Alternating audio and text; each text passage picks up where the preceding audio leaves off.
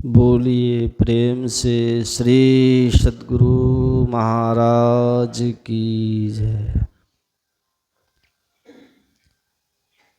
बंदो गुरुपद कंज कृपा सिंधु नर रूप हरि महामोह तम पुंज जासु वचन रवि करनी कर। धन्य धन्य सद्गुरु सुखद महिमा कही न जाय। जो कुछ कहूँ तुमरी कृपा मोते कछु न बसाय। बोली प्रेम से श्री सद्गुरु महाराज की जय। कन कन में विराजमान सर्वोच्च आसन में आसीन परमाराध्य सद्गुरु महाराज के युगल पावन श्री चरणों में बारंबार नमन। मंचासीन पूज्य डॉक्टर साहब, पूज्य उपेंद्र बाबू, सत्संग आश्रम के सेवक पूज्य सिकंदर बाबा, सत्संग प्रेमी महानुभावों, पूजनीय माताओं एवं भक्तिमती बहनों, आप सबों के अंदर विराजमान उस दिव्य आत्माओं को मेरा सत सत नमन। अभी हम लोग सत्संग योग के ग्रंथ पाठ में अभी केनोपनिषद का पाठ श्रवण किया। उपनिषद के ऋषि कहते हैं, एह चेद वेदी दत्त सत्यमस्ति न चेदिहा न वेदी न महति विनष्टि। इस जन्म में अगर ब्रह्म को जान लिया तब तो ठीक है, नहीं तो बहुत बड़ी हानि होगी।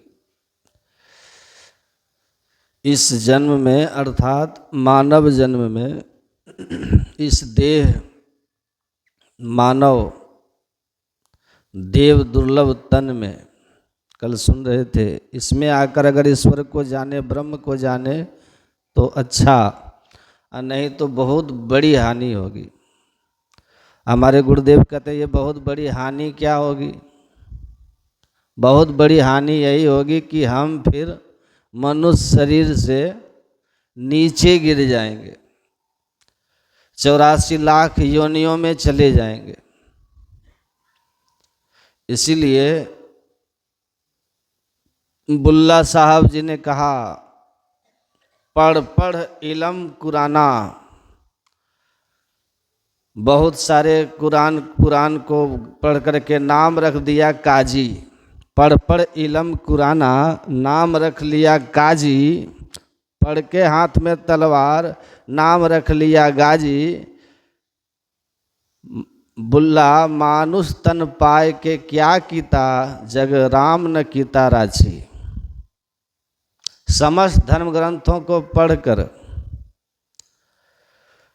और पढ़ कर के आपने काजी नाम रख लिया या नाम में डॉक्टर लगा लिया,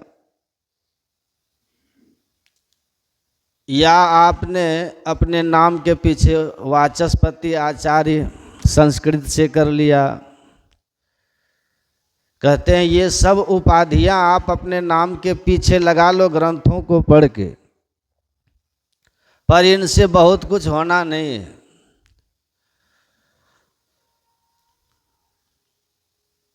गाजी बहादुर होते हैं, तलवार पकड़ लेते हैं, बहुतों को मार दिए, युद्ध में हरा दिए, गाजी हो गए। उपाधि ले लिया आपने। कहते हैं इन सब से कुछ नहीं होने वाला। आप, एक पुस्तक है डॉक्टर एस.सी. प्रताप की, बीत गई पर बीत न पाई। वो भारत के प्रथम राष्ट्रपति डॉक्टर राजेंद्र प्रसाद के सेक्रेटरी थे और इतनी सारी भाषाओं को जानते थे कि विदेश यात्रा पर राजेंद्र प्रसाद उनको अपने साथ में लेके जाते थे ताकि कहीं भाषा के लेकर के बातचीत में परेशानी न हो। इतने बड़े विद्वान थे डॉक्टर एस.सी. प्रताप। उस पुस्तक में उन्होंने लिखा है, बहुत सारे महापुरुषों से जो उनकी मुलाकात हुई है, उस ग्रंथ में उन्होंने, उस पुस्तक में उसका वर्णन किया है। 4 पेज में उस ग्रंथ में उन्होंने परमाराध्य सदगुरु महाराज जी के बारे में लिखा है, 4 पेज में। और उसमें वो लिखते हैं कि मैं महर्षि मेही जी से संत कबीर साहब की वानियों की चर्चा कर रहा था। बहुत सारे कबीर की उलटबासियाँ और उनकी अंतर अनुभूति वाली जो वानियाँ हैं उन पर मैं उनसे पूछ रहा था, तो वो जवाब दिए जा रहे थे और मैं पूछे जा रहा था।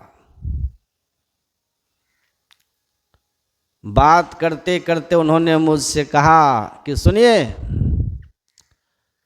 संत कबीर साहब या किसी संत या किसी ग्रंथ की समस्त वाणियों को आप सुन करके उनके अर्थ को जान सकते हैं, उस पर बड़ी बड़ी टीकाएं और भाष्य लिख करके आप पीएचडी की डिग्री प्राप्त कर सकते हैं, लेकिन मैं आपसे कहता हूँ कबीर की वाणी का मर्म का एक बूंद भी आपके अंदर अनुभव में नहीं आएगा जब तक कि आप युक्ति लेकर के साधन नहीं करेंगे। साधन नहीं करेंगे तब तक इन वाणियों का आपके जीवन में कोई भी अर्थ नहीं होगा और इनसे कुछ आपको मिलने वाला नहीं है। इसलिए आप जितना ग्रंथों को बहुशास्त्र कथा कंथारो मंथेन वृथेव किम, भगवान श्री राम ने जो हनुमान जी से कहा कि बहुत सारे धर्मशास्त्रों को मथने से क्या लाभ, क्या मिलने वाला है? डिग्री मिल जाएगी पर डिग्री काम नहीं आएगा। भगवान श्री राम और महर्षि वशिष्ठ का संवाद है योग वासिष्ठ महाग्रंथ में। भगवान श्री राम को महर्षि वशिष्ठ ने कहा, हे राम, समस्त धर्म ग्रंथों को कोई भले कंठस्थ कर ले, लेकिन अगर वह साधनशील नहीं है, आत्मा की खोज नहीं किया, ईश्वर जानने की साधना नहीं की, तो उनके धर्म ग्रंथों के ज्ञान, ये रटंत विद्या, मृत्यु काल में उसका वैसे ही सब संग छोड़ के भाग जाते हैं जैसे पंख उगाने पर पक्षियों के बच्चे अपने माता पिता के घोंसला का त्याग कर देते हैं। कुछ होता नहीं है उससे। तो भगवान श्री राम भी कहते हैं कि बहुत शास्त्रों को मत कर हनुमान जी, आपको कुछ नहीं मिलना है। क्या करना है? अन्वेष्टम प्रयत्न न मारोते ज्योतिरांतरम, अत्यंत यत्नवान होकर के अपने अंदर की ज्योति की खोज कीजिए, नहीं तो बहुत बड़ी हानि हो जाएगी।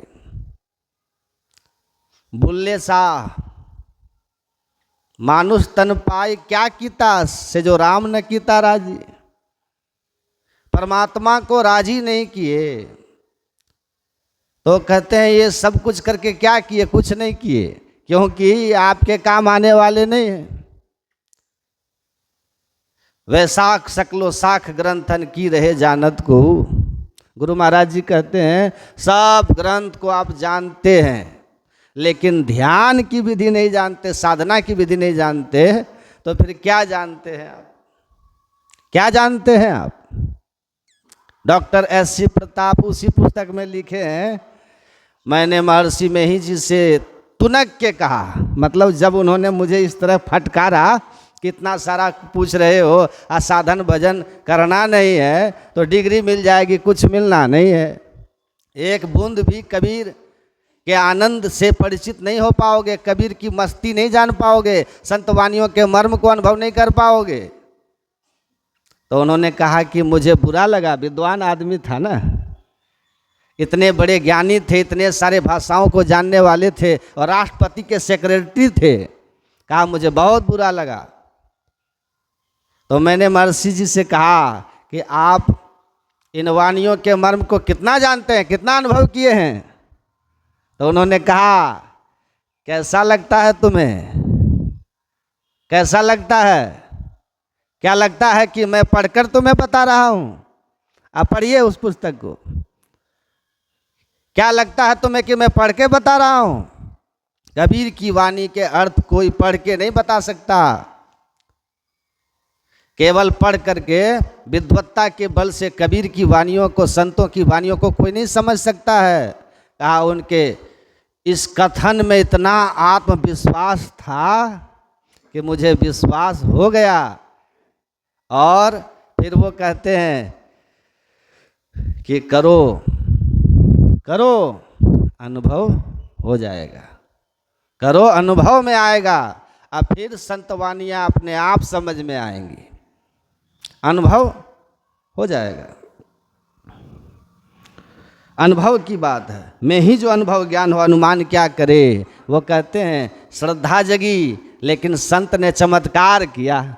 मैं उनको प्रणाम करने के लिए झुका, उनके पैर पर जैसे ही हाथ रखा, कहते हैं लगा जैसे कि किसी मनुष्य का देह नहीं, एकदम इतने हाई वोल्टेज बिजली के तार को स्पर्श कर दिया कि इतना जोर का झटका लगा कि मैं दीवार में जाकर के टकराया, दीवार में जाकर के टकराया। ये सामर्थ्यता उन्होंने परिचय दिया और मुस्कुराते हुए बोले कुछ नहीं होगा, कुछ नहीं होगा। बोला मैं अपने जीवन में बहुत सारे महापुरुषों से मिला था, लेकिन प्रत्यक्ष अपने सामर्थ्य का बोध कराने वाले महर्षि में ही एकमात्र महापुरुष थे। अनुभव, तो गुरु महाराज अनुभव करके कहते हैं। संत लोग कहते हैं धर्म शास्त्रों को बहुत रटना नहीं है। कितना रटना है? रामकृष्ण परमहंस देव जी महाराज ने कहा जब शत्रु को मारना है तो बहुत तरह की व्यवस्था की जाती है शत्रु को मारने के लिए, और जब स्वयं को मारना हो तो एक बिलेट या रस्सी भी आत्महत्या के लिए काफ़ी है। उसी तरह धर्म प्रचारक बनने के लिए तो आपको बहुत सारे शास्त्रों के मर्म को जानने होंगे, लेकिन आत्म कल्याण केवल जो चाहते हैं, जिनके पास समय नहीं है, जो संसार के कर्तव्य कर्मों के बोध से लजे हुए हैं और उनके पास समय नहीं है धर्म ग्रंथों को पढ़ने का, तो रामकृष्ण परमहंस कहते हैं उनके लिए संत सदगुरु की बताई हुई अंतर साधना की सदयुक्ति ही काफ़ी है। लगन से अगर वह बैठ करके साधना करते रहे तो निश्चित रूप से वह परम गति को प्राप्त कर लेगा। मूल बात यह है कि आप क्या करें, परमात्मा को पाने का प्रयास करें, साधनशील रहें, उस परमात्मा को उपलब्ध करके इस जीवन के बाद अमर होते हैं, जीवन काल में जीवन मुक्त होते हैं और उसके बाद विदेह मुक्त। इसीलिए पानी सब जगह होता है, लेकिन कहीं नज़दीक कहीं दूर होता है। उसी तरह भगवान सब जगह है, लेकिन जो अज्ञानी है उसके लिए भगवान बड़ी दूर है, बहुत दूर है, लेकिन जो ज्ञानी है, चेतन को हाल हजूर है जी, उसके परमात्मा सब जगह है। अंधकार में हो तो आपके परमात्मा कहाँ है? निःशब्द में है ना।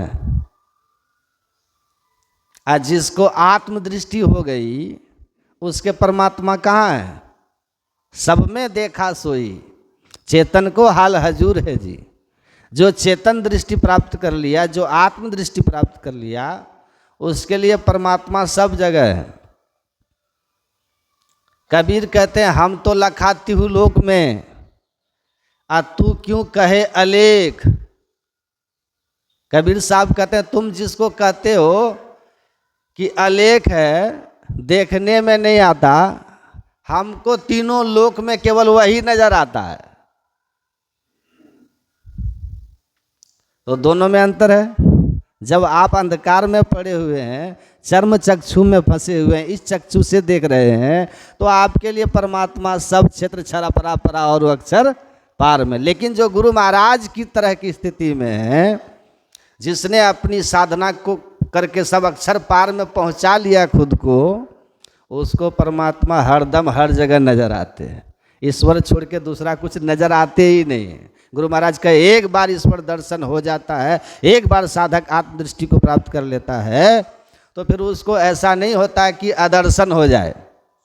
वह नज़र सदैव उसकी बनी रहती है, और इसीलिए परमात्मा सदैव सब जगह उसको नजर आते रहते हैं। वो संत इसी को कहते हैं, सब जगह सर्वत्र केवल परम पवित्र परमात्मा ही नजर आते हैं। अपवित्रता उनको नजर ही नहीं आती। तो इस तरह की दृष्टि हो जाए, आप परमात्मा सब जगह दिखने लग जाए। ये ढोल में भी परमात्मा दिखने लग जाए। महर्षि अरविंद कहते थे, राम में तुम्हें ईश्वर दिखता है, ये अच्छी बात है। कृष्ण में तुम्हें ईश्वर दिखते हैं, ये अच्छी बात है। लेकिन जिस दिन तुमको रावण में और कंस में ईश्वर दिखने लग जाएगा, उस दिन मुक्ति हो जाएगी। उस समझ गए कि नहीं? रावण भी वही है। रावण भी बन के वही आया था जो राम बन के आया था। रावण में भी वही था जो राम में था, और वही कुत्ते में भी है। भगवान कृष्ण ने कहा, विद्या विनय संपन्ने ब्राह्मणी गविहस्तनी सुनी च स्वपाके च पंडिता समदर्शिना। पंडित वही है जो विद्या विनय से संपन्न ब्राह्मण में, गाय में, हाथी में, कुत्ता और चंडाल में समदर्शी, एक ही एक को देखता है। उसको कुत्ता कुत्ता नजर नहीं आता है। आपने सुना होगा कि एक नाथ जी महाराज रोटी बना रहे थे, भगवान को भोग लगा के भोजन करते थे, और रोटी बना के अभी रखे थे कि कुत्ता लेके भाग गया। तो वो घी का डब्बा लेकर के पीछे पीछे कुत्ता के दौड़े एक नाथ जी महाराज। अब बोले, नारायण घी तो लगाया ही नहीं, आप बिना घी के ही भोग लगा दिए। कुत्ता में भी भगवान नजर आते थे उनको।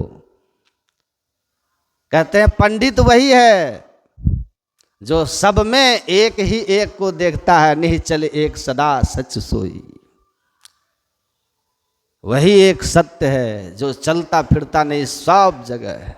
उसी को पहचानने की नज़र आपको प्राप्त करने के लिए ध्यान करना है। दूसरे किसी उपाय से, बिना ध्यान के किसी उपाय से वो दृष्टि नहीं आती है, जिसको आत्मदृष्टि कहते हैं। और जिससे हम तो लखाती हूँ लोक में, तू क्यों कहे अलेख, आपको तीनों लोक में वही दिखने लगते हैं, सर्वत्र नजर आने लगा। उसके लिए यही भक्ति है। नैनन मूंदी को ध्यान को साधन करो, बैठ दृढ़ होई सुखासन। इस तरह से परमात्मा को ठीक ठीक समझना चाहिए। जो ज्ञानी गुरु के पास जाएंगे तो यही बताएंगे कि जाही ढूंढत कल को गया, घट ही माही सो मूढ़। जिसको जहाँ जहाँ ढूंढते हुए जीवन गुजर गया, वो परमात्मा सब जगह होने के कारण हमारे अंदर में भी हैं। और सदगुरु वही हैं जो सहज समाई रहोता माहे पाए। भाई रे घर ही में घर पाया, सदगुरु भेद बताया। सच्चे गुरु वही होते हैं जो हमको ईश्वर के बारे में ऐसा ज्ञान देते हैं कि वह ईश्वर कहीं बाहर ढूंढने की जरूरत नहीं है। निज तन में खोज सज्जन, अपने में खोजो, अपने में खोजो। चेतन को हाल हजूर है जी। जिस दिन आत्मदृष्टि हो जाएगी, यही रामकृष्ण परमहंस कहते हैं, तुम चर्म चक्षु में फंसे हुए हो, इसलिए तुमको मूर्ति नजर आती है, फोटो। हम चर्म चक्षु से ऊपर उठ गए हैं, इसलिए हमको जो मूर्ति में है वो नजर आता है। मूर्ति और मूर्ति में दोनों अलग अलग है कि नहीं? मूर्ति अलग है और मूर्ति में अलग है। शरीर अलग है, शरीर में रहने वाला अलग है। भगवान ने कहा शरीर वस्त्र की तरह है, और शरीर में रहने वाला आत्मा ईश्वर का अविनाशी अंश है। ईश्वर तू अरु तेरे पी भी घटी अंतरे, आप भी इसी शरीर में हैं, परमात्मा भी इसी शरीर में है। तो वो कहते हैं आत्मदृष्टि हो जाएगी तो आपको मूर्ति फोटो नजर नहीं आएगी, आपको सब अनंत सत्ता ही नजर आएगा। तो अनंत सत्ता से अभी हम दूर हैं, आत्मदृष्टि से दूर हैं, चर्म दृष्टि में हैं, इसीलिए अनंत सत्ता भी तुमको 3 हाथ का नजर आता है, क्योंकि तुम आकार देख रहे हो, तुम रूप देख रहे हो, और हम रूप में समाये हुए अरूप को देख रहे हैं। सूरज से दूर हो तो बड़ा होते हुए भी छोटा नजर आता है, आत्मदृष्टि से दूर हो तो अनंत की ही स्थिति केवल है, लेकिन आप देख नहीं पा रहे हो। कहते हैं कि भाई ये अनंत कैसे है, ये तो फोटो है। गुरु महाराज इसलिए कहा कि प्रत्येक इष्ट के स्थूल सूक्ष्म कारण महाकारण केवल और शुद्ध आत्म स्वरूप होता है। साधक जब तक आत्मदृष्टि प्राप्त कर अपने इष्ट के शुद्ध आत्म स्वरूप को प्राप्त नहीं कर लेता, तब तक उसकी भक्ति पूरी नहीं होगी, उसका जन्म मरण नहीं छूटेगा, आवागमन नहीं छूटेगा। तो इष्ट के आत्म स्वरूप का दर्शन आत्मदृष्टि से कर लिए तो उनको इष्ट अपने इष्ट में सर्वव्यापी ब्रह्म नजर आते हैं। आज जिनकी दृष्टि चर्म चक्षु में है उनको फोटो नजर आते हैं, कुर्सी पर रखा हुआ फोटो। जिसने आत्मदृष्टि पाली उसको दिखता है फोटो मात्र नहीं है, यही अनंत शक्ति है, अनंत सत्ता है। क्योंकि फोटो में देखने लगा ना, तो मैं को जानना है, वो दृष्टि आ जाए, वही भगवान का दर्शन, ईश्वर का दर्शन, वो ईश्वर का दर्शन है। आत्मदृष्टि से कण कण में व्यापक ब्रह्म को देखो, जिस ब्रह्म का कोई आदि अंत मध्य नहीं है। तो कहते हैं जो सच्चे गुरु मिलते हैं जब, तो यही ज्ञान देते हैं कि इसी में खोजिए, कहीं बाहर जाने की जरूरत नहीं है। बाहर भरमन अब बाल खेल जैसन, बाहर का भ्रमना क्या है, बालक के खेल के जैसा है। वो परमात्मा सृष्टि के कण कण में है। धर्म ग्रंथों की बात है, अपनी बात मैं नहीं सुना रहा हूँ। अयोध्या के एक महात्मा आए थे बैद्यनाथ धाम देवघर राम कथा करने मेरे जन्मभूमि में। तो वहाँ विष्णु महायज्ञ करवाए थे। वहाँ के जो कुछ अनुयायी लोग थे, पंडित जी लोग हैं, सब मिलजुल करके विष्णु महायज्ञ, तो आए थे राम कथा कहने। उनका कथा वहाँ पर हुआ, 9 दिन तक हुआ। लास्ट में हम भी गए, वो गांव में ही ठहरे हुए थे मंदिर में महात्मा जी। तो हम जो रहे 3-4 दिन, उसमें रामचरितमानस से संबंध में कुछ आपस में चर्चाएं हुई। तो हमने उनसे एक सवाल किया। हमने कहा कि महाराज जी आप एक बात बताइए कि जब भगवान श्री राम जंगल चले गए तो महाराज दशरथ ने क्या किया? राम राम कही राम कही राम राम कही राम, अतन पर हरि रघुवर विरह राव गयो सुरधाम। मतलब भगवान श्री राम के पिता दशरथ जी श्री राम के वन चले जाने से राम के वियोग में राम राम करते हुए राम के वियोग को सह नहीं सके, शरीर का त्याग कर दिए, स्वर्ग चले गए, सुरधाम। स्वर्ग सदा रहने वाला स्थान नहीं है। भगवान ने कहा कि यही तन कर फल विषय न भाई, स्वर्ग स्वल्प अंत दुखदाई। तो दशरथ जी को भी वही स्वर्ग मिला जहाँ से फिर संसार में आना पड़ा। तो उन्होंने कहा कि हाँ। तो हम बोले अच्छा आप ये बताइए कि राम दशरथ के अयोध्या का त्याग कर वन चले गए, तो राम से दशरथ जी का वियोग हो गया, उनका प्राण छूट गया। और वही राम जब दशरथ से वियोग होकर महर्षि वाल्मीकि जी के आश्रम में पहुंच गए और उनसे कहा कि हे ऋषि, मुझे 14 वर्ष पिता की आज्ञा अनुसार वन में रहना है, तो हमारे लिए कौन सा स्थान उचित है, हम कहाँ रहें। तो महर्षि वाल्मीकि ने ऐसा क्यों कहा कि पूछे हो मोहि की रहूँ कहाँ, मैं पूछत सकुचाऊँ, जहाँ न हो तहाँ देहु कहूँ, तुम ही बताऊँ ठाऊँ। ये आप हमको बताइए महाराज जी कि दशरथ जी का वियोग हो गया तो वो मर गए, राम से वियोग हुआ तो, और वाल्मीकि जी कह रहे हैं कि आप हमसे पूछ रहे हैं कि कहाँ रहें, पहले आप हमको ये बता दीजिए कि आप कहाँ नहीं हैं, तब हम आपको बताएंगे कि कहाँ रहिए। आप तो सब जगह हैं। तो ये दशरथ जी को क्यों नहीं दिखाई दे रहा था? अब वाल्मीकि जी क्यों कह रहे हैं कि आप तो सब जगह हैं, कहीं से आना और कहीं जाना आप में नहीं है। तो दशरथ जी का ऐसा क्यों हो गया कि कहीं से आए और कहीं चले गए? अयोध्या से राम चले आए जंगल, तो दशरथ जी को वियोग हो जाता है, उनका प्राणांत हो जाता है वियोग से। अब वाल्मीकि जी कह रहे हैं कि आप कहाँ नहीं हैं, आप तो सब जगह हैं, कहीं से खाली नहीं है। राम स्वरूप तुम्हार वचन अगोचर, बुद्धि पर अविगत अलख अपार, नेति नेति नित निगम कह। हे राम स्वरूप आप तो अनंत अपार हैं, बुद्धि के परे, इंद्रियों के परे कहाँ नहीं हैं आप। तो ये समझ दशरथ जी को क्यों नहीं थी? अगर दशरथ जी, अब वाल्मीकि जी की स्थिति क्या थी?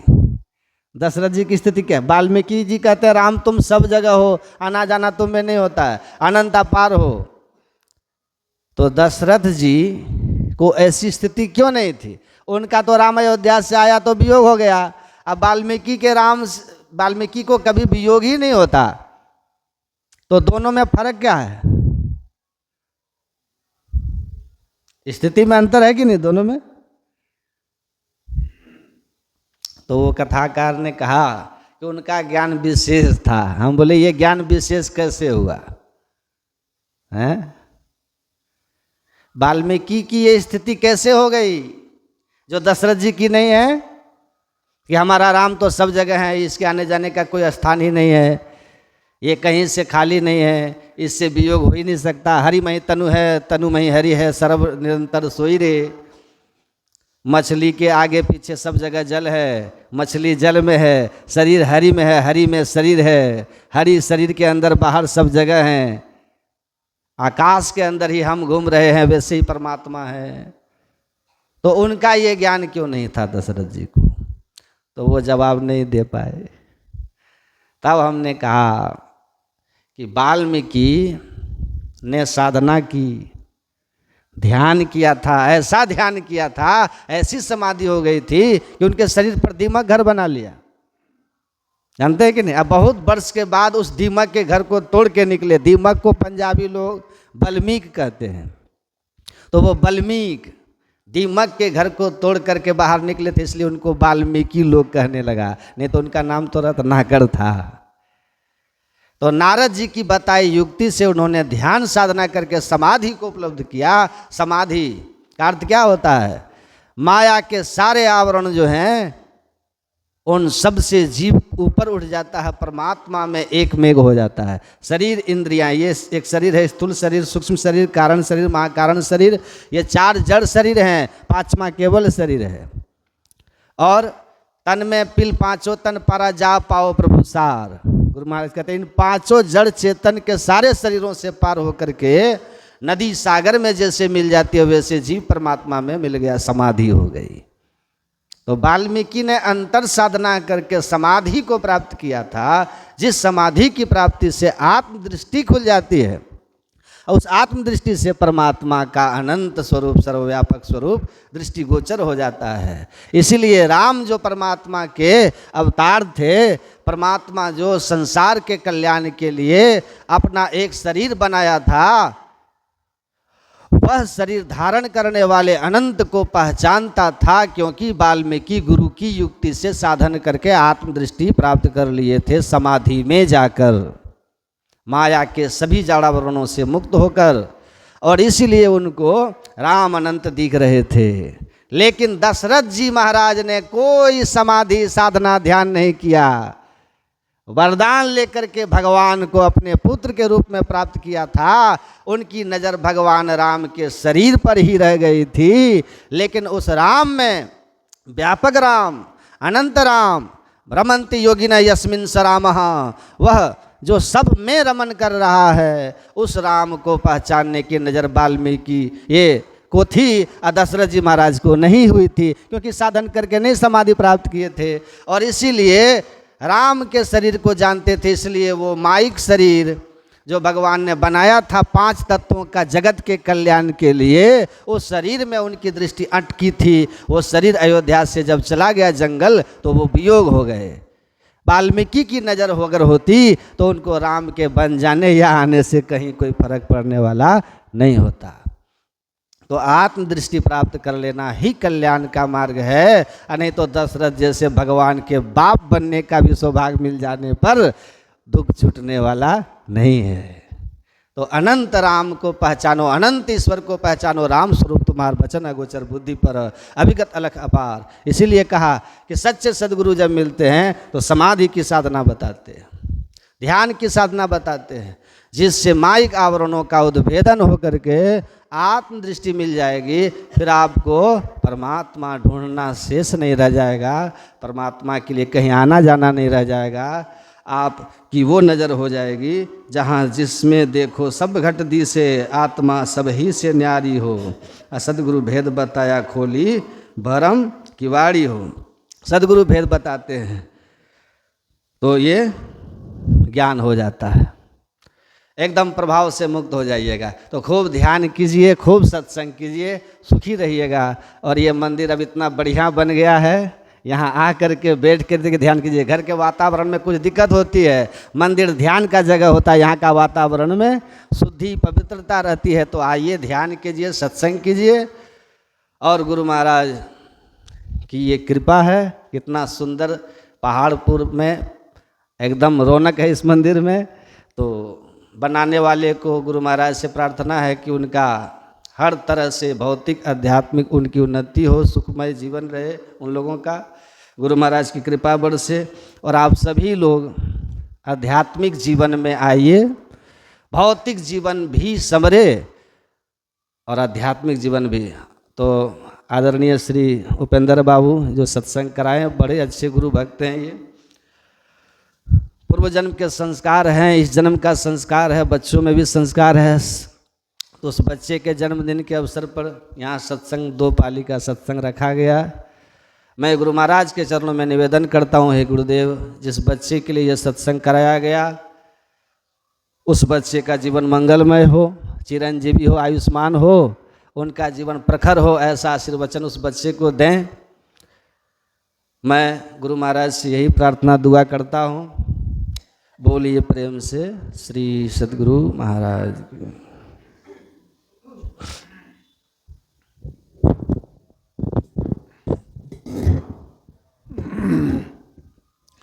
बोलिए श्री सद्गुरु महाराज की जय। आरती संग सत गुरु के कीजे, अंतर ज्योत होत लख लीजे। 5 तत्व तन अग्नि जड़ाई, दीपक चास प्रकाश करीजे। गगन थाल रवि शशि फल फूला मूल कपूर कलश धर दीजे आछत नभ तारे मुक्ताहल पोहप माल ही हा रे गोही जैसेत पान मिष्ठान मिठाई चंदन धूप दीप सब चीज झलक झांझ मन मीन मंजीरा मधुर मधुर धुनि मृदंग सुनी जय सर्व सुगंध उरी चली आकाशा मधुकर कमल केली धोनी धीजे निर्मल ज्योत जरत घट माही देखत दृष्टि दोष सब छीजे आधर धार अमृत बही आवे शतमत द्वार आमर रस भीजे पी पी होय सुरत मत वाली चरी चरी उमंगे आमी रसरी झे कोट न छवि तेज उजाली आलख पार लखी लाग लगी जे छिण छिन सूरत आधर पर राख गुरु पर साद अगम रस पीजे दमकत कड़क करक गुरु धामा उल्टिया लल तुल सीतन तीजे आरती तन मंदिर में कीजे दृष्टि युगल कर सन मुख दीजे चामके बिंदु सूक्ष्म अति उज्ज्वल ब्रह्म ज्योति अनुपम लख लीजे जगमग जगमग रूप ब्रह्मंडा नीरखी नीरखी ज्योति तज दीजे शब्द सुरत आभ्यास सरल तर करी करी सार शब्द गही लीजे ऐसी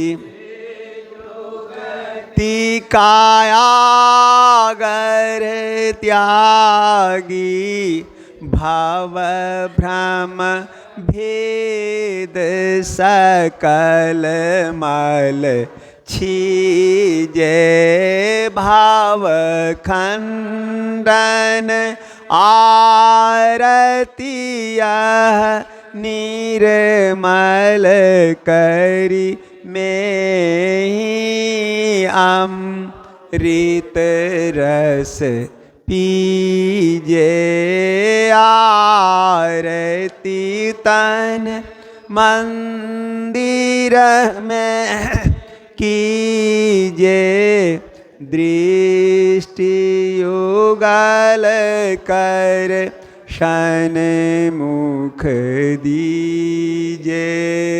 श्री सद्गुरु महाराज की जय। जय गुरु महाराज, जय गुरु महाराज, जय गुरु महाराज, जय गुरु महाराज, जय